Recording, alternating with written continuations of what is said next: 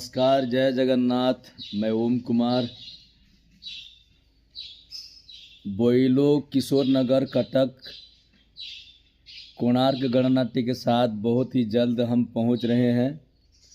3 फरवरी से 5 फरवरी तक यात्रा होगा और इतना उम्मीद करते हैं कि आप सभी दर्शकों से आप ज़रूर देखने के लिए आएंगे। आप सभी दर्शक और खूब मज़े करेंगे, मस्ती करेंगे और आपके पसंदीदा जो भी गाना होगा सुनेंगे तो हम कोशिश करेंगे। थैंक यू, नमस्कार। और ख़ास करके बोइलो, किशोर नगर के सभी कमेटी के सभी सदस्यों को मैं धन्यवाद देता हूं, नमस्कार करता हूं कि जिन्होंने हमारे कोणार्क गणनाट्य को उस मंच पे बुलाया है।